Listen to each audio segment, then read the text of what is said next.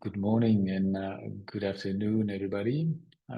I'll just wait just a couple of seconds for people to start connecting.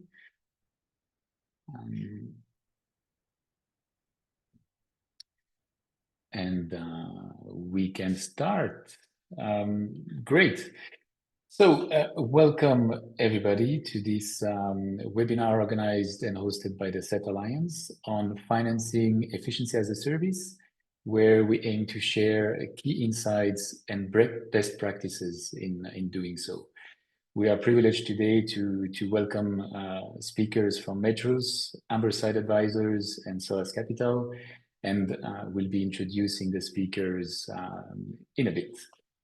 But before doing so, a couple of words on the organization hosting this webinar. So the SET Alliance has been founded a couple of years ago by the Basel Agency for Sustainable Energy, which is a non-profit based in Switzerland. And the aim of the SET Alliance, which stands for the Global Servitization for Energy Transition Alliance, is to bring together innovative organizations to drive forward the market adoption of the model of efficiency as a service. The organization of the SET Alliance has a steering committee composed of strategic partners for us, which is the company-based CARE, Energy Partners Refrigeration, Atmosphere, Aston Business School, the University of Oxford, and as well the Advanced Services Group. So a couple of housekeeping rules. So I'm your host. Your session today will last for about 60 minutes. We will record the session. Well, actually, it's already being recorded, and we will be sharing the resources afterwards. You are really warmly invited to interact on this session. So during the sessions that our speakers will be speaking, you're invited to ask questions, and we will pick your questions also during the presentation so that we can make this as interactive as possible. And at the end of the session, you will be actually prompted to a survey where we really welcome your feedback so that we can keep improving those sessions, because we want them to be as informative as possible for you. So many thanks, and we hope you'll be joining, enjoying this session. And before we start, I'd actually like to invite all of you to participate to this Slido poll. So you have a QR code on the top left that you can scan with your phone. And I would like you to share a couple of words. So the first words that come to your mind when you think of what are the challenges in financing efficiency as a service.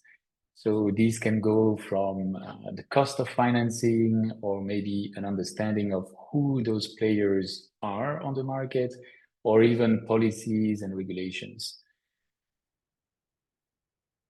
So I'll leave this for a couple of, let's say, 30 seconds. So we all have some key insights from you.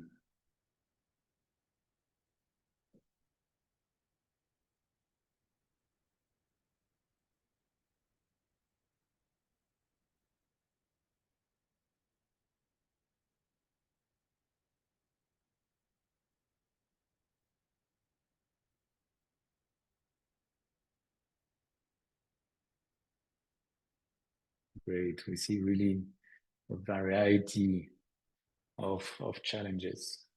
So that's very interesting.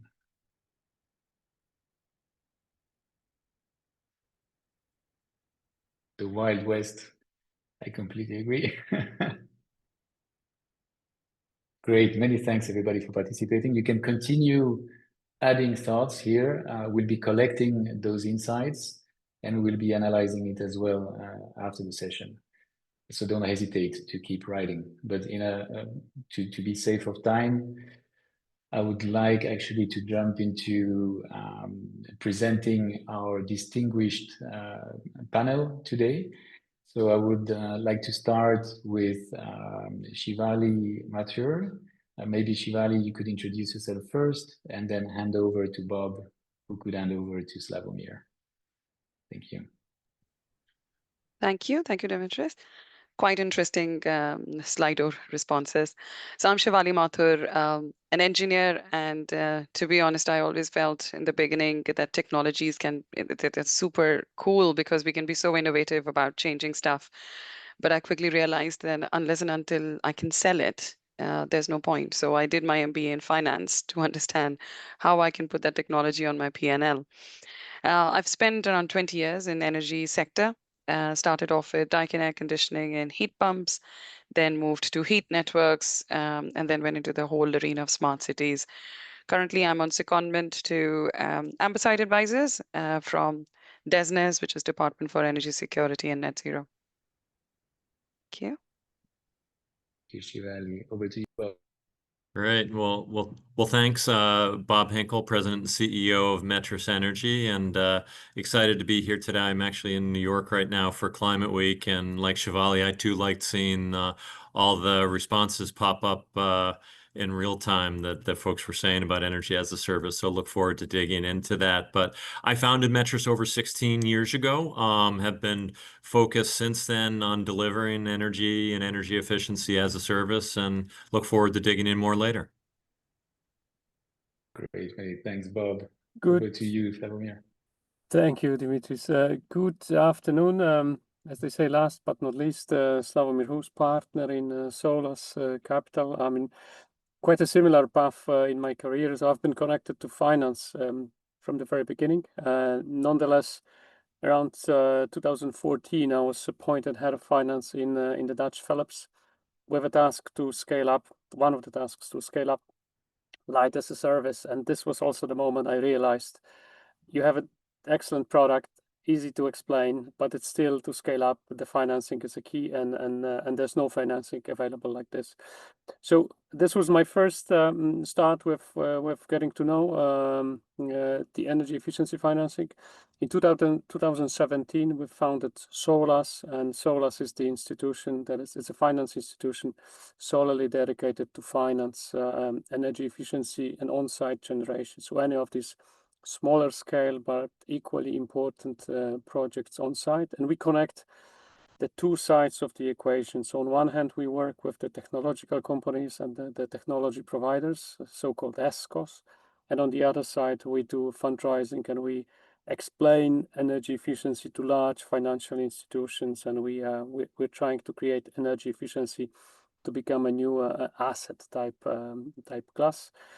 We're reasonably successful with it. We're backed up by European Investment Bank and also private institutions like Munich Re. And I'm happy to hand over to you, Dimitris. Thank you. Great. Many thanks, Slavomir. And in the interest of time, I will directly hand over to you, Shivali, and I will give you control of the screen. You should have control now. Thank you. A bit about Amberside Advisors, which will also give context on why I'm here. So Amberside Advisors are financial commercial advisory practice and delivered around 2,500 plus projects. So a lot of experience from PFI days. So years ago, I think lots of us on the call can remember those days when they were in fashion. And now PPP is a buzzword. And lots of, from a sector perspective, a lot of work across infrastructure, renewables, and to give perspective is around 12 gigawatt from, and mainly solar on that side. Their specialism on decentralized energy. So a lot of focus recently has gone on energy transition, and specifically after Steer Group had acquired them, which was around just above couple of years ago. Lots of modelers in our team, financial modelers, which makes it strong. And I think Slavomir mentioned about how important it is for institutions to understand the financial models behind it as they explain. I forgot I had the control. A bit about the market, how we are seeing it changing or broadening is probably a better word. Servitization. So a lot of service-based models are gaining attraction, offering a compelling response by removing that capital barriers. I think the word which we all you use and get challenged by the customers as well. But this model actually not only takes away that barrier, but it aligns that business incentive of energy efficiency, which is, I think we're all feeling the climate change in many different ways. And the more efficient we become, the better it is towards as we move towards net zero. So we're seeing that enabled shift from ownership to service delivery. And we go through details a bit later, but some of the models which we are hearing is EaaS, and I will interchangeably use efficiency or energy because Ampersite has a little bit more experience on energy as a service, and myself on cooling as a service.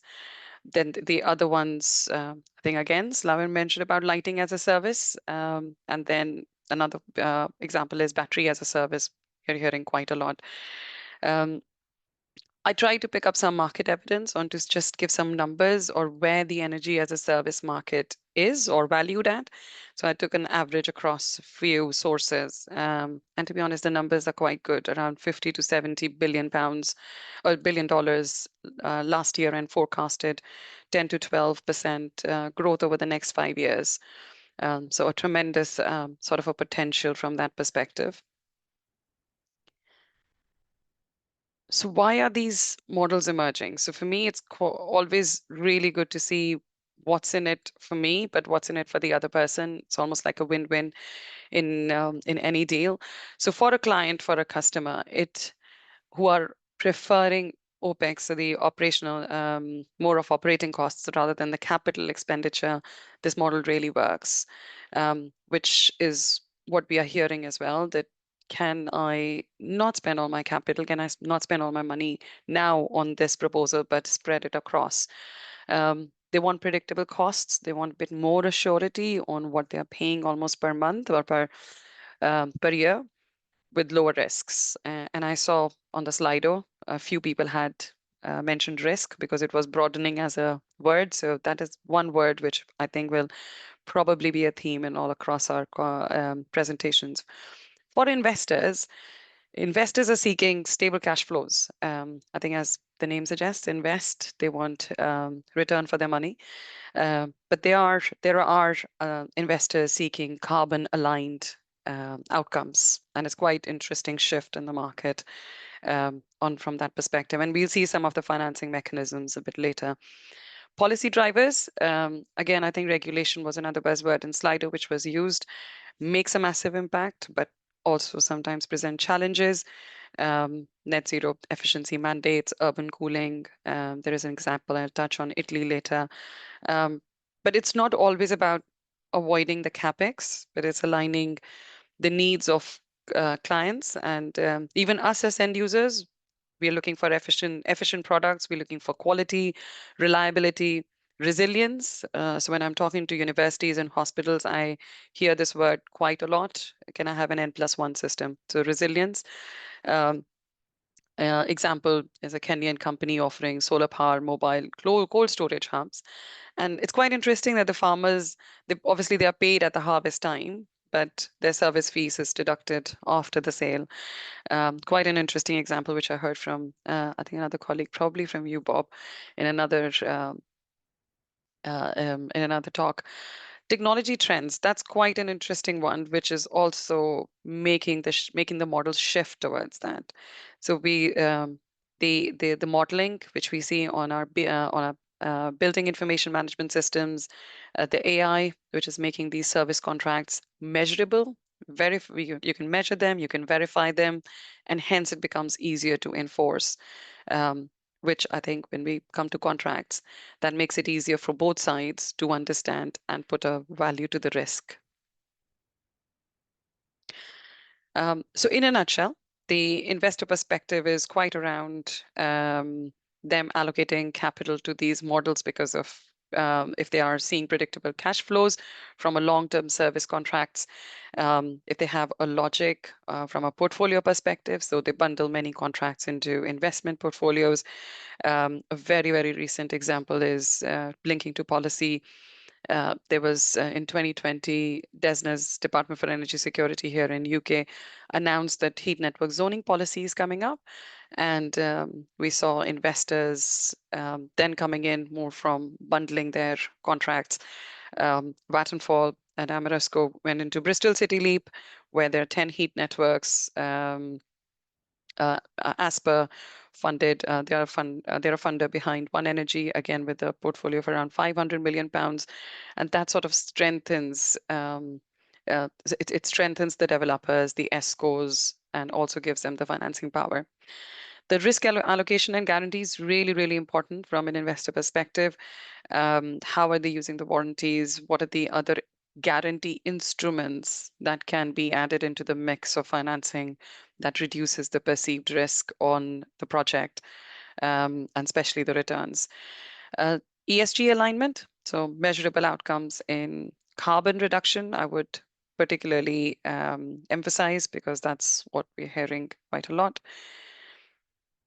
A bit about the example. Sorry, I'm rushing through because there's a lot to cover in the time.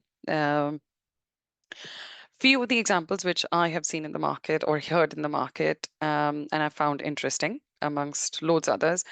There was an example of Bernhard and Tulane University, and they announced a 30-year energy as a service partnership, which included immediate improvements on the campus infrastructure and construction of a 1 megawatt solar, which is small, solar generation facility.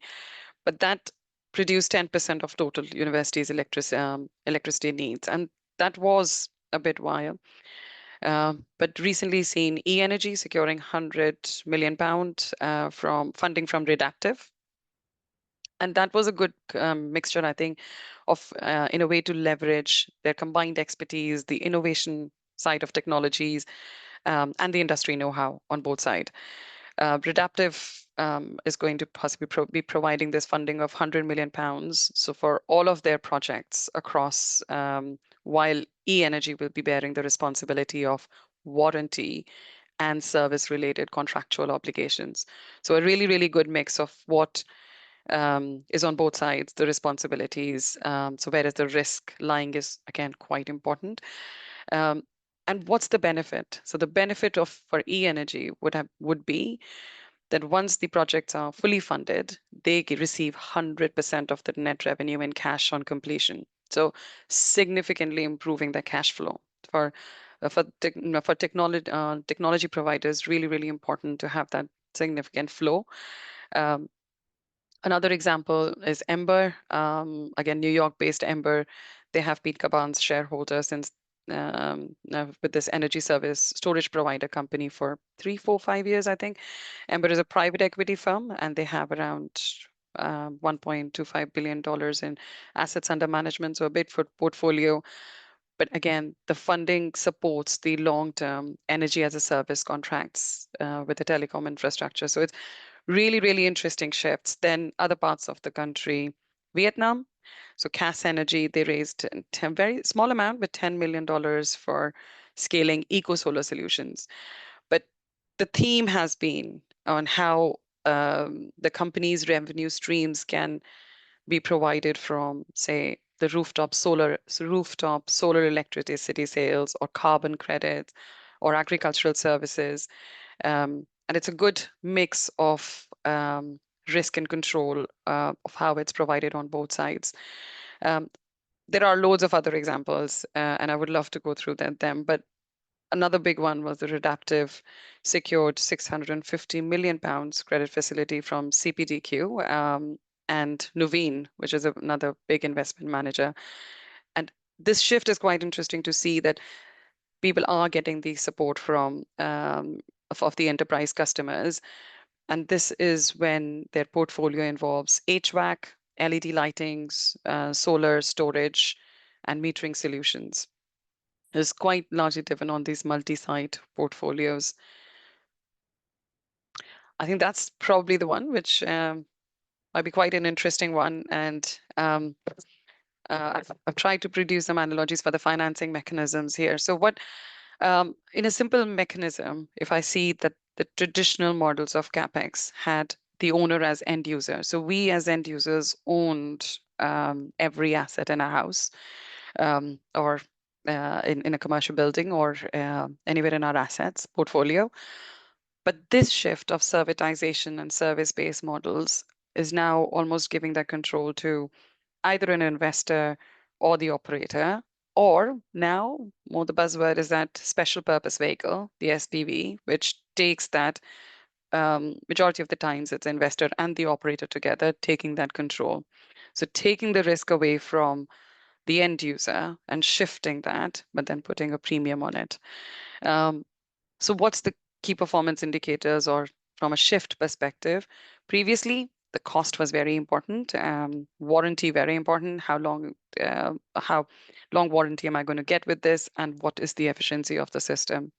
And now moving to, with the service model, more of uptime. Is it compliant with the service level agreement? What are the verified carbon savings? Because if the KPIs are not met, the model breaks in between, and you don't get that get the demand assurance revenue from the client. So really, really key, but quite an interesting shift. Financing side, traditional models, I would say customer owned the balance sheet. So it was the assets would be on the balance sheet or taking a loan on the balance sheet. In a service model, it's more of, I think we quickly go through the financing mechanisms. Quite an interesting one. Blended finance, seen IFC's scaling cooling program, where the concessional donor capital comes from funds like Global Environment Facility or Climate Investment Funds, and that has been blended with IFC and commercial bank finance. And what does that do? It reduces the risk, and it makes, for instance, it makes the cooling projects bankable. And it's a bit like a safety net. So the donor funds, the first layer, will take the first risk, and the commercial investors will feel confident in stepping in. And for me, in a personal way, it's almost like a parent co-signing a child's first mortgage. So that lowers the risk for the bank, and usually the loan will go through. Other example is energy service agreements. Again, in our world of district heating and cooling, we see long-term offtake contracts, which reduces the risk. There where customers pay for delivered energy savings or cooling, and then it reduces investor risk by locking in the offtake. So you've got the offtake agreements, you've got the demand assurance, and revenue is assured as well. An example would be a hospital signing a 15-year energy service agreement for chilled water supply, and they pay per unit delivered instead of actually owning the chiller. You could think about a mobile phone plan where you don't buy the tower, but we just pay for the usage under the contract. Another one which we've seen is climate-focused investment funds, and there are loans which are designed for climate tech startups, and the funds would come from climate investment funds.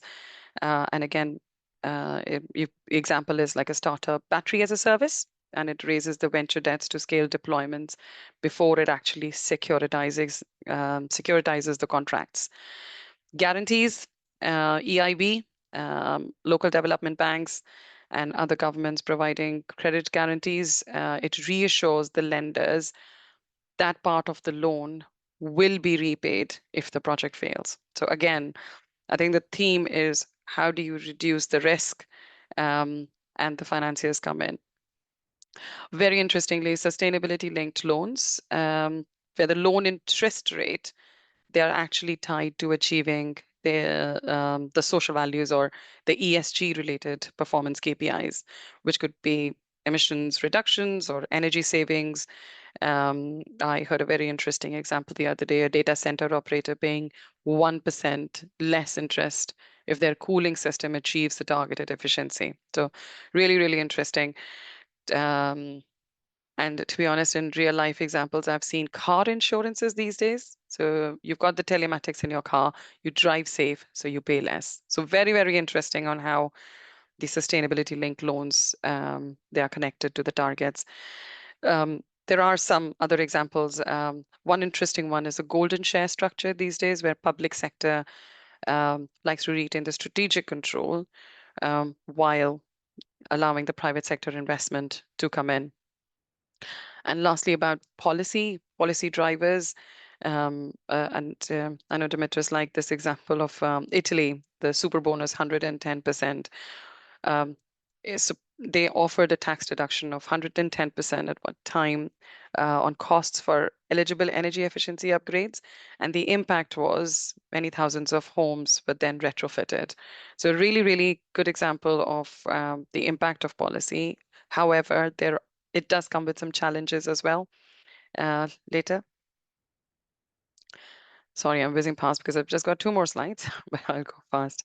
So how the technology increases for technology providers, quite important to understand how does the technology increase the investor returns. So coming from myself from a background of Daikin where we manufactured heat pumps and air conditioning, this consistent efficiency and the uptime that reduces the risk premium. So it's a direct correlation. The more efficiency that can be maintained on the system, it starts reducing the risk for the investor. AI, smart devices, predictive maintenance, less downtime, having the spare parts ready on time to be delivered, and just from how you are predicting the operation of the assets.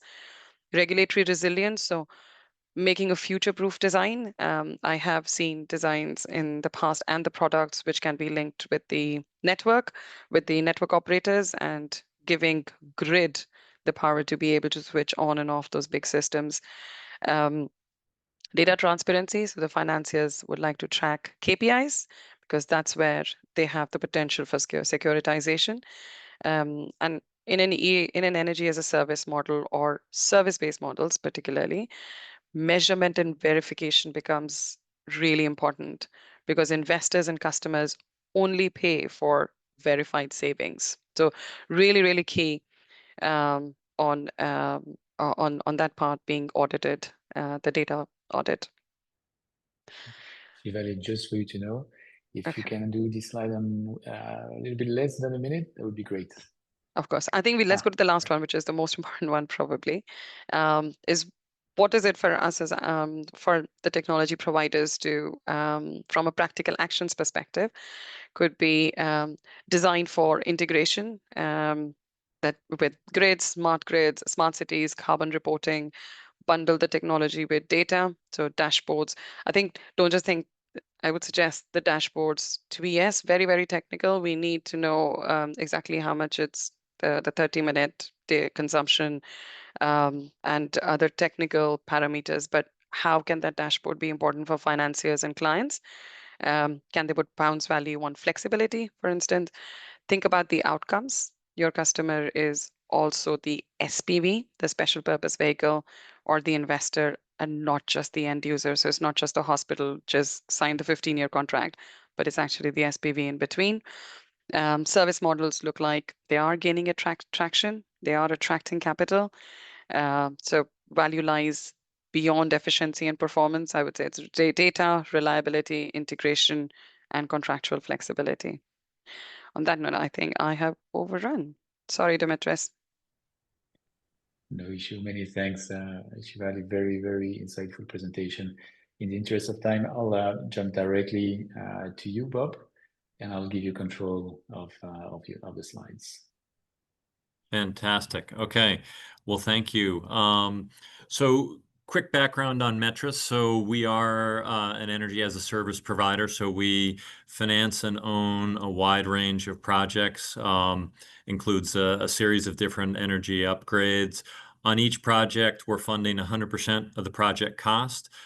We bring in our own equity. We have an outside debt partner, and we're owning the assets of projects and having customers pay us based on the performance of a project. And performance can mean different things for different types of projects. For energy savings projects, we're billing customers based on a cost per unit of energy saved. So a cost per kilowatt hour of electricity savings, a cost per therm of natural gas savings. For more sustainable cooling and heating projects, we're billing customers based on a combination of available thermal energy capacity and delivery of thermal energy. We've been in business for over 16 years. A lot of the projects that we finance are for large commercial, industrial, and manufacturing customers, but also colleges, schools, and hospitals. We have projects across the United States and are heavily focused on the GHG reduction impact of each of our projects. We ensure that each project we do is climate positive, where it's reducing Scope 1, Scope 2 emissions for our customers. Moving along, how we're financing energy as a service is through our Sustainable Energy Services Agreement, or SESA. And I really view energy as a service, but certainly the way that we contract and finance projects with customers as a unifier of sorts. We take a holistic view of the buildings where we're financing energy upgrades. So that includes a wide range of different energy technologies, energy savings measures, sustainable energy upgrades.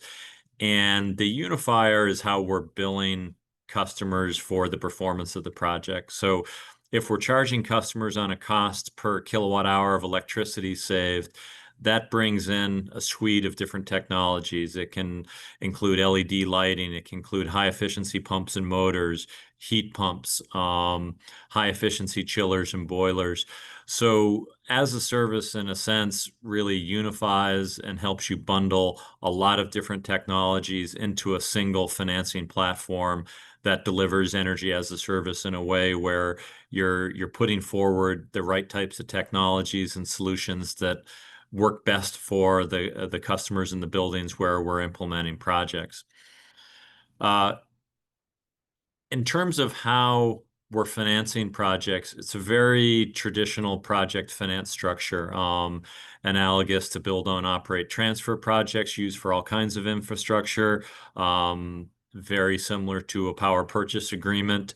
And on each project, as I mentioned, we're funding 100% of the upfront cost. On each and every project, Metris puts its own equity into an investment. And then we also bring in a wide range of different lenders, really debt partners on projects. We're forming a special purpose entity for each project that owns the assets of that individual project. And the Metris special purpose entity enters into two key project level contracts. First, the SESA contract with the customer, where we're laying out all the key terms and conditions of the project that are uniform for really all the different financing of projects that we do. In many ways, it's a master services agreement with standard terms and conditions. But then for each project, there is a special set of exhibits that details the project specific elements of the investment we're making. So that details the equipment and the scope of the project and the different types of assets and where they'll be installed within a customer's facilities. It'll map out the measurement and verification protocols that we'll utilize to measure the performance of the project, be it energy savings or sustainable energy delivery. And then separately, but simultaneously, we enter into a contract, really an enhanced engineering, procurement, and construction and ongoing operation and maintenance contract with a turnkey solution provider. So that's typically an energy service company or a design build construction firm that is doing all the design and implementation, and depending on the project and the type of assets, performing ongoing maintenance services during the term of agreements. Our typical SESA contract terms vary depending on the type of a project. Our shortest agreement has been 5 years. Typical is probably 12 to 15 years, and we've gone out as long as 20. And the customers begin paying for the project and paying for realized savings and performance once the project is fully constructed.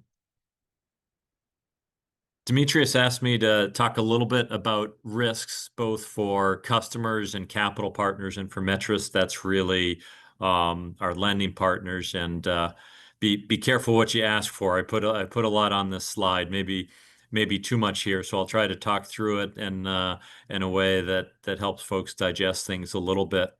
I think it's important to think about risk in the context of where you are in a project. which phase. And if you're in the construction phase, there's some specific risks. So from the customer side, as a project is being constructed, first off, we're working with them to choose proven technologies that often have long-term warranties. It's typically tier 1 type product. So we're working with customers and our implementation partners on that.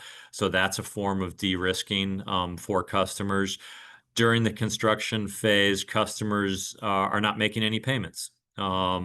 As equipment gets installed, they do begin to reap some of the benefits of improved performance, be it energy savings or not. And so they get to keep those. So they only pay once a project is fully completed and commissioned.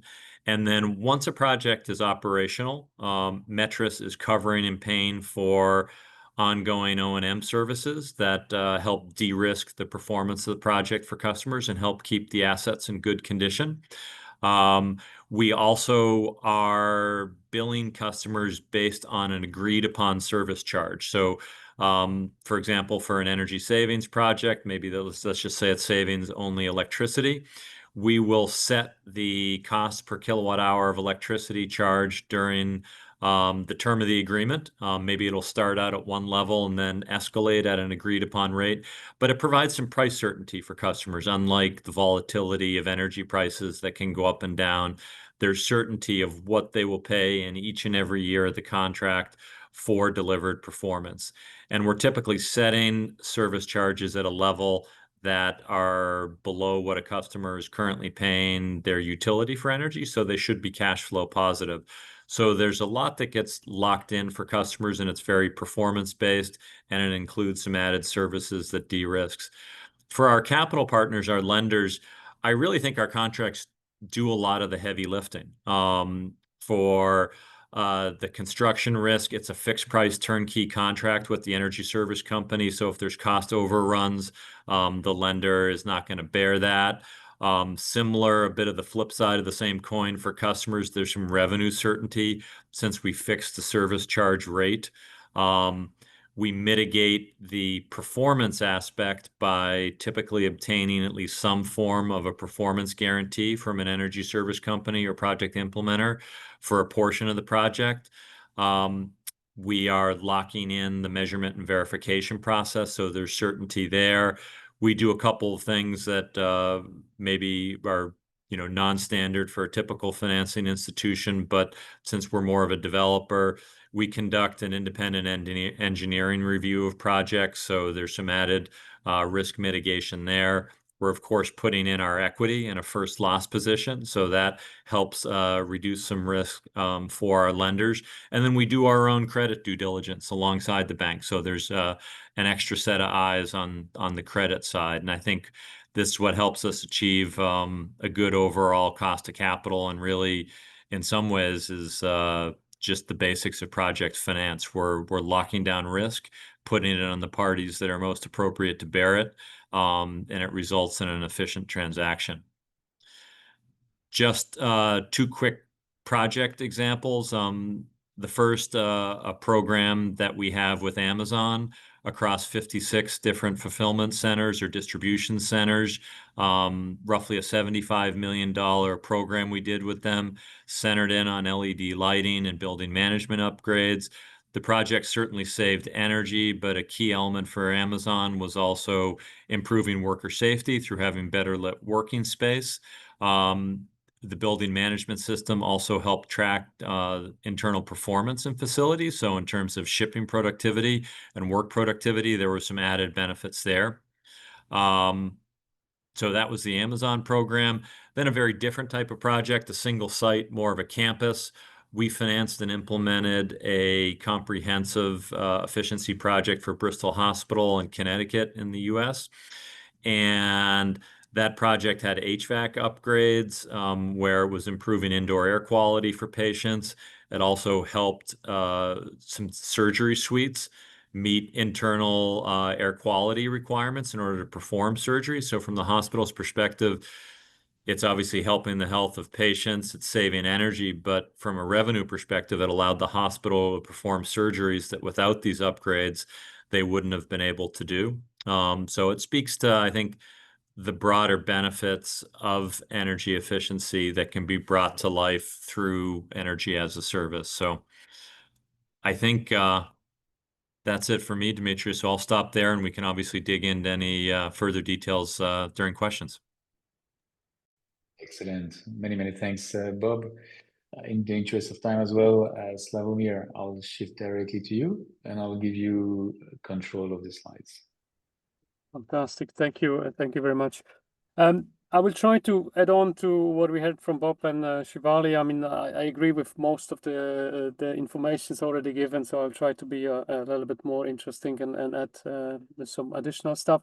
I very much like the Slido. I very much agree with a lot of points included there. I mean, the yes risk was the biggest one, but when you talk about financing of energy efficiency, it's very important to find the partners that have the knowledge and you convince the investors. I mean, there are a few statements about sharing the knowledge and understanding, finding the partners that understand this model, and I believe this is very important.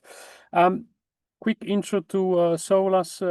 Solas was founded in 2017. From the beginning, there was one scenario that we observed in the market. There's a lot of money going to large-scale investments, utility-scale PV, solar plants, wind. But if you look at the overall energy transition, equally important, at least equally important, are the investments that are much smaller and that are happening on the site. And that is the part of the investment that Solas focuses on.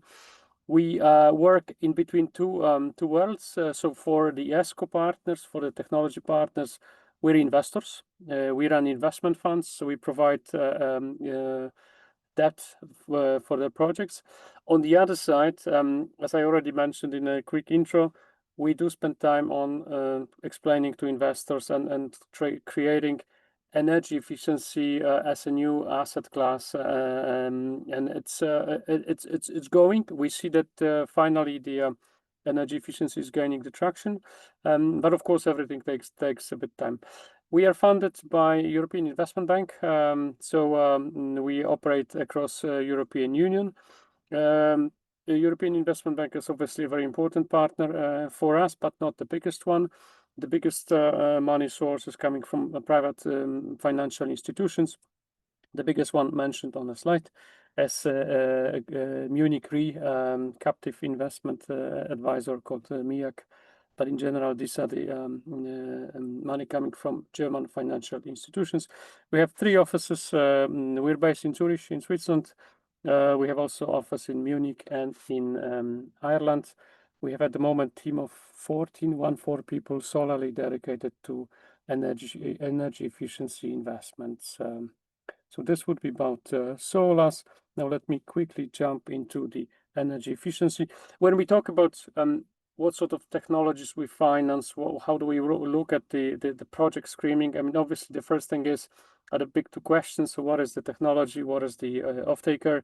From this perspective, we are generally technology agnostic, so we do not much care about what sort of technology it is. What is extremely important for us is that the technology is proven. So it's not a venture capital fund. We do not do investments in technologies that do not operate yet, but we do investments in the technologies that are already well known, like LEDs, but also building retrofits, building controls, very much a lot about solar, also on behind the meter winds, batteries booming these days. I mean, batteries are very much eligible. Quick note, bear in mind the battery is a sustainable project for as long as when it's connected to the source that is sustainable. So most typically to the on-site PV. From the off-taker side, we are also agnostic. I mean, we work mostly with the industrial and commercial clients, so-called CNIs, but we also have projects from the public domain and from the residential domain. Later on, I will show some case studies. Actually, I will show you our public, residential, and industrial case studies. Yes, in terms of the financing model, how we operate, as I said, we're generally working in between connecting the 2 worlds. When you look at the financing structure, we team up with ESCOs, so energy saving companies. There is, I mean, excellent example would be Metros Energy, for example. So we team up with the technology providers. There are several reasons for it, but the key one is if you look at the energy saving projects that are performed on sites, they are typically scale-wise much smaller than the projects that are performed somewhere else, right? So from this perspective, to make it bankable and fly for the bigger investors, we need to group the projects. That means that we need to team up with someone who has the pipeline and can originate this type of projects. We team up with such partners. We sign framework agreements. We define conditions in the framework agreements, and then as they deliver the projects, we refinance these projects. The standard way of working would be we refinance at so-called COD. So at the moment that the construction phase is finished, as Bob mentioned, there are different risks in the construction phase than after the construction phase. But we also work with partners to whom we provide even the bridge funding. So we also participate in the construction finance. Once we close the transaction, we refinance the investment, and then we collect the money flowing over 10-15 years, depending on what is the contract and depending how this is defined. I mean, Shivali fantastically listed different types of contracts. I mean, we're in it and we're waiting for the cash flow arising from this contract. When you look at the minimum sizes of the projects that we would be looking at, when you ask me about the particular project, I dare to say I don't much care how small is your smallest project, right? Because what I really care is what is the potential of the pipeline you can generate to me. So I more look at an ESCO and the potential to generate the pipeline rather than taking a look at, is this single project, is it small enough? Was it just one heat pump installed somewhere or just a few panels on the rooftop? As long as we have a structure to work efficiently, I can finance even small projects. What is important is that ESCOs generate the pipeline, and the pipeline, I would say, 10 million plus is I would say the minimum entry barrier. Otherwise, it's hard to make it bankable, and it's hard to, there's costs to sign these agreements. I mean, there's also the opportunity cost. So we want to move on with the partners that can really generate the scale. In a prep discussion, there was also a question about the equity needed. When you look at the way how we operate, we do so-called unitranche funding. This means we do not distinguish between equity and debt. We generally look at the cash flow that is generated by the project. We look at the strength of the contract. We look at what's the construction. So how much variability is, for example, in the contract, and based on this, we provide the vast majority of the funding in the form of a debt. So we do not require the typical equity levels that the banks ask. I would say rule of thumb, again, devil in the details, but the rule of thumb, I would say probably 10-15% skin in the game from ESCOs would be required. But again, it may come from the margin over time. So we can finance up to 100% of the capex investment, for as long as there is additional cash flow generated by the project that we can have a buffer above to finance. On the other side, just to not to make the life too easy, we expect the ESCO, because we're signing a long-term agreements, we expect ESCOs to be solid. So we do expect ESCOs actually to have solid equity levels and a solid investment, just to be clear that we do not go into non-equity funded business partners. Yes. So roughly speaking, why we're different? I mean, we provide the senior debt. So the natural benchmark are the banking institutions, so the usual suspects for everyone. Quickly, I mean, you can see on the slide, but let me quickly highlight. we do provide much longer tenors, and we can match the tenor to the actual agreement with the client. The second point, we call it cultural mismatch, extremely important.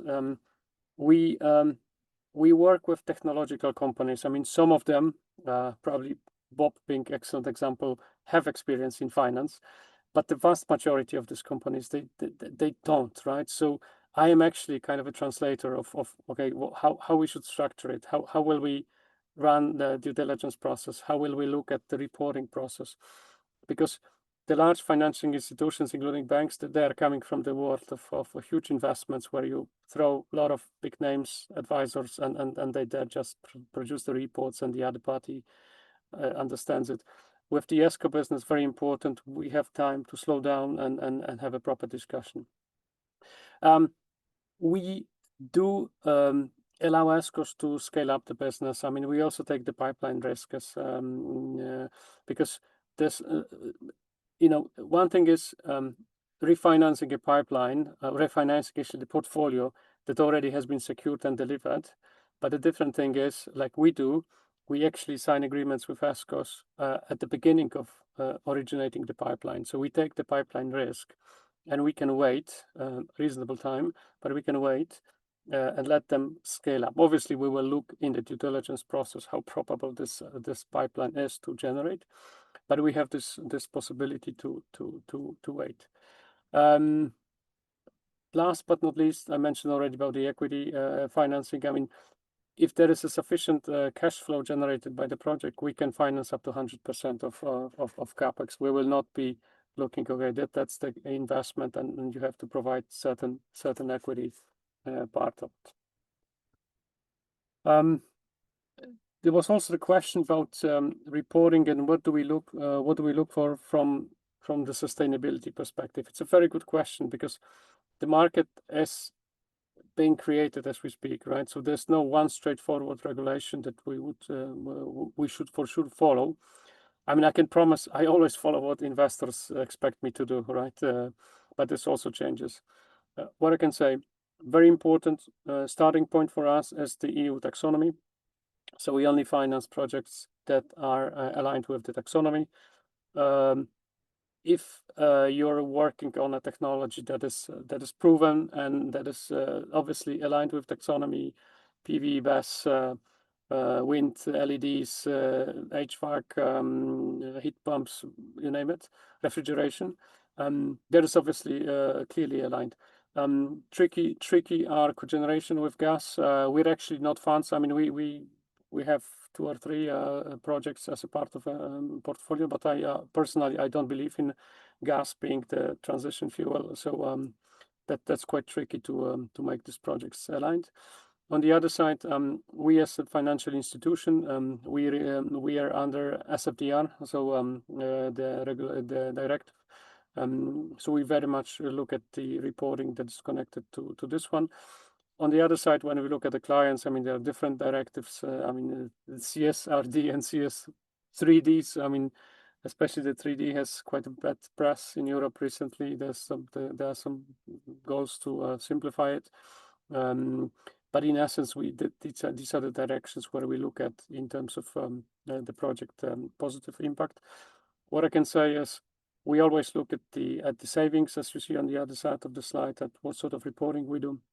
We always look at any aspects of the savings of the project. That's one thing. We also look at the procurement of, for example, a good example is are the Chinese panels. Initially, the idea was, okay, you need to look at who produced the panels. Now it's actually one level lower. So not only who, but in which factory, because there were cases in some regions in China with forced labor and child labor, you name it. So we demand ESCOs to actually, in the due diligence process, for the procurement to verify where does the panels, for example, coming from. There's a substantial part of reporting at the beginning of the project when you start working with us, and there is a quarterly and annually reporting because we want this change to last ideally forever. Sławomir, just for you to know, yes, if you could 2 minutes to the case studies, yes. that would be great. Thank you. I'm switching to three case studies. As I said, we're working across Europe, so we have plenty of examples from different countries. My favorite one, I already said probably why. I was connected to Philips Lighting years ago when I started my adventure with energy efficiency financing. Happy to say, in 2025, Solas became the funding partner of Philips. What it's called, the company is called Signify, but the products are branded Lighting. It's a long-term agreement framework. Philips will deliver light service projects across Europe to their clients, and we purchase receivables arising from this receivables. We take the credit risk, we take any financial type of risk, so any delays, defaults, you name it, of a client.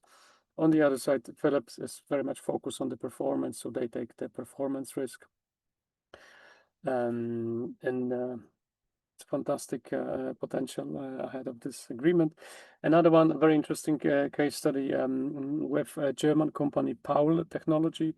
We've delivered several of these projects already in Germany, apartment buildings with their IoT and sensors. They are able, practically with quite a small investments, they are able to deliver substantial savings. I mean, comparing to the amount of investments, the savings are very material.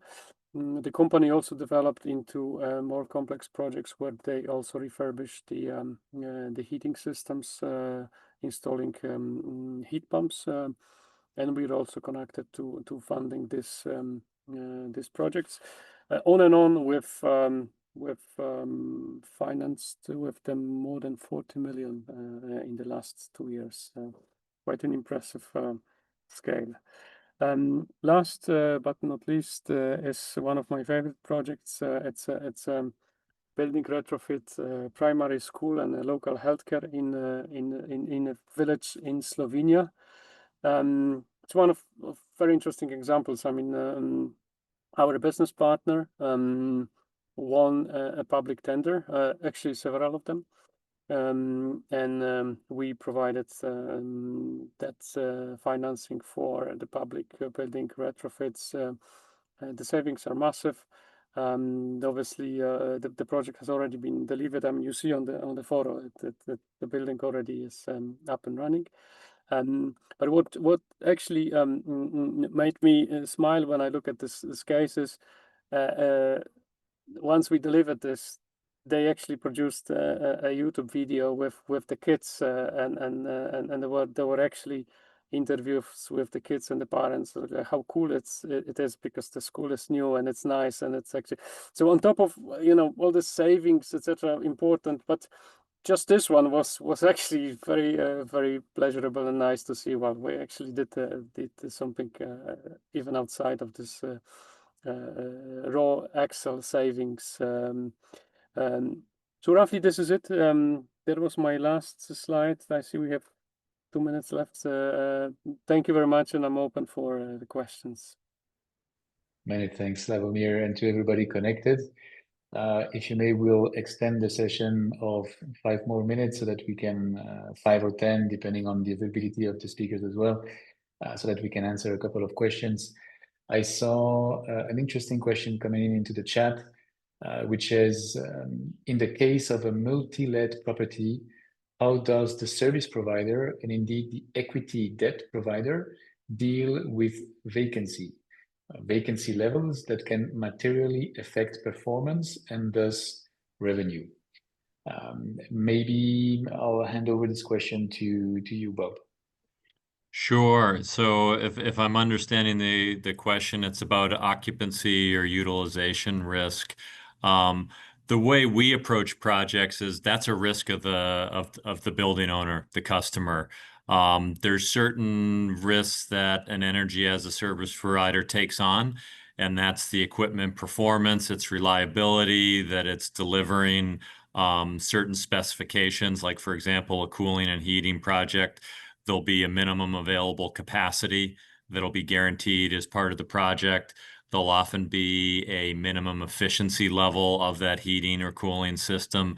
Those are the risks that a service provider takes on. But if it's a factory and they end up expanding some shifts, or if it's a hotel and the occupancy is less and therefore there's less savings than someone was expecting from the project, that's a risk that the customer bears. Great, many thanks, Bob. And I'm looking, there are some questions popping into the chat, but I'll take one of my personal questions for you, Shivali, which is how can actually AS providers leverage EU funding programs like, for example, ELENA or Invest EU or the Modernization Fund? Sorry, I was unmuting myself, Dimitris. So most of these funds or the programs that you have mentioned, they often fund feasibility studies or technical assistance and partial capital support, where it reduces the upfront risk for providers. I think technology providers can use them to de-risk the pilot projects or scale the proven solutions. Like if you take the example of Elena, they co-finance the development of energy efficiency projects. So they make the business cases more attractive to clients and investors. So I think it's quite, how can you increase the feasibility of that project through the technical solutions? It's quite a robust way actually to increase the winning chances, I would say, in the funding, because they are quite competitive. Super, many thanks, Shivali. Slavomir, do you want to add anything to that point, or Bob? Feel free. Otherwise, I'll pick a question from the audience. From Ian, how might product-led firms go about comparing differing financing models if they want to servitize their product? I'll let you choose. I don't know who wants to pick the question. Maybe I try. I mean, it's actually a very good point, because there is some kind of a cannibalization between the different products, and I think it's a key question. If I understood well, the point here is what's the strategy for bringing this funded model versus an unfunded model, and indeed. We see that if the customer can compare, there's a lot of discussion about what is the separate cost, and it's not only about cost of funding, but energy efficiency. It has embedded cost of services, repairs, and you name it, right? While if you buy a product, it's typically a straightforward product warranty attached, and then that's it, right? So the risk goes actually towards the other side.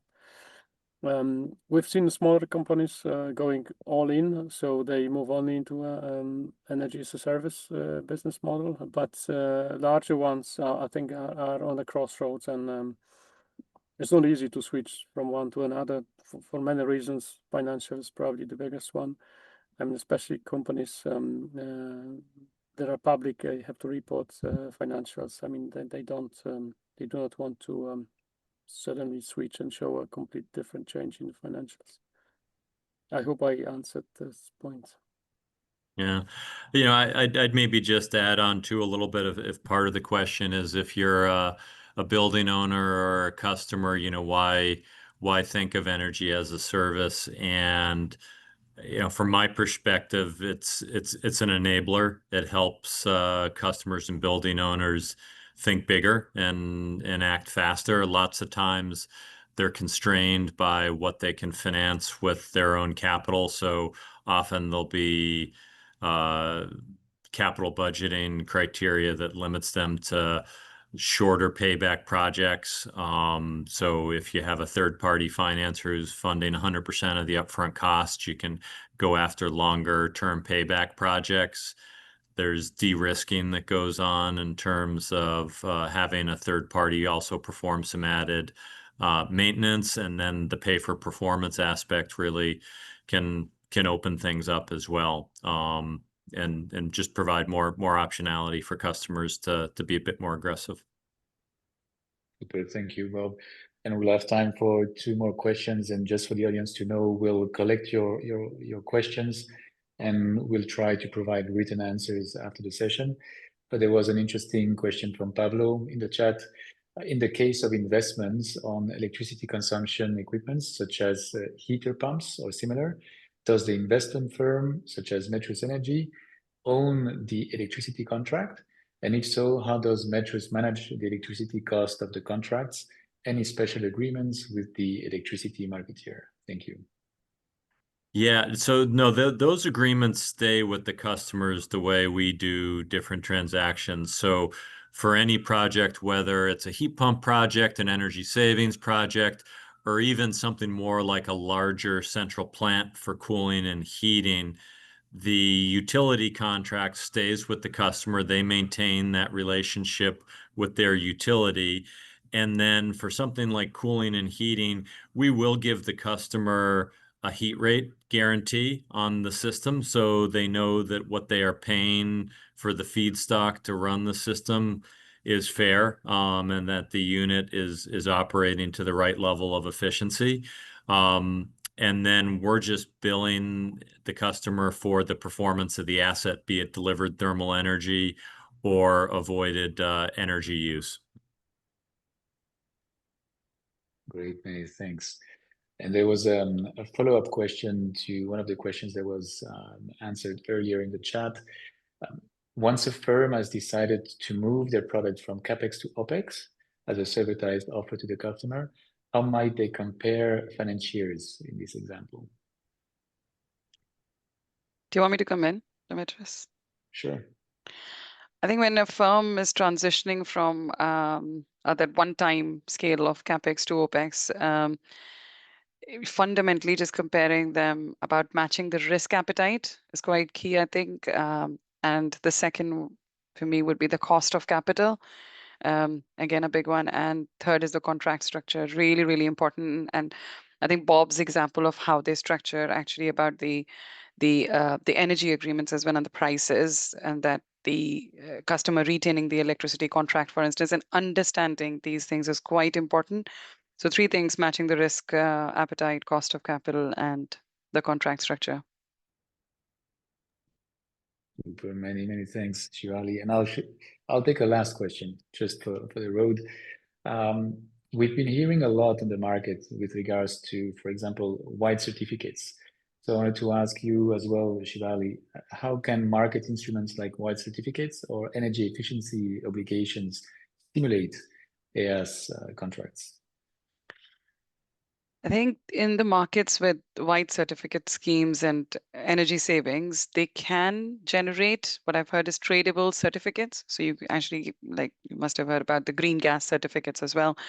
And that can provide an additional revenue stream. So that's where the magic of money comes in, that if that's where then it stimulates the adoption of this model. It can be also effective where regulations allow the technology providers to claim some of the savings. Like we have some capital allowances, and if they can be claimed by the providers, this has been some discussion with the manufacturers previously, years back when I was in Daikin. That also really stimulates the market with this model. So I have seen investments being encouraged in smart heating, cooling services in the past in that. Great, many thanks. Bob, you want to add? Sure. Yeah, just and going back to the one project example I mentioned, that hospital, and this is obviously very market specific, but there are incentive programs that can be accessed for projects. And for that specific project, it was located in a region where there was some demand constraints on the power grid, and the local utility was very interested in load reduction in that area. And that project was roughly a little bit over $4 million. And the local utility, a company called Eversource that operates in the northeastern part of the United States, provided a $1 million incentive for that project. So on our projects, we roll that into the project. It doesn't reduce the amount of investment we make, but it's an added source of revenue. And then that means that we can charge the customer a lower service charge than we otherwise would have, and that's all very transparent. I can only add from my side, we see across Europe various incentive programs. and obviously different conditions. But I fully agree with Shivali and Bob. I mean, they can support, and a very important thing is not to overlook them when you design an ESCO business model. I mean, if there's an option for the customer to save some money, regardless of what's the structure, if you want to be successful, it has to be embedded into the value proposition, and also it has influence on the financing agreement. But it is what it is, and they will grow. So we have to have it included in your program. Super, many thanks. I know that we're running 10 minutes over time, and I would like to thank our audience for staying longer online, but especially thank you, Shivali, Bob, and Slavomir for the very insightful presentations you shared. Before we log off, I would like to share to the audience that we actually do have an award ongoing within the SET Alliance, where we invite companies that are active within the field of efficiency as a service to apply and share their project. And we will be selecting a couple of projects that we see as deploying this model in the way that we see is most impactful. So I very much invite you in the audience to apply for this award. And as we will be closing this webinar, you will have a survey that invites you to share feedback to us for the session, and also to share any thoughts that you have on upcoming webinars that you think would be valuable to dig deep into. So with this, I would like to close the session. And again, many thanks to our panelists for connecting today. Thank you. Thank you. Thank you.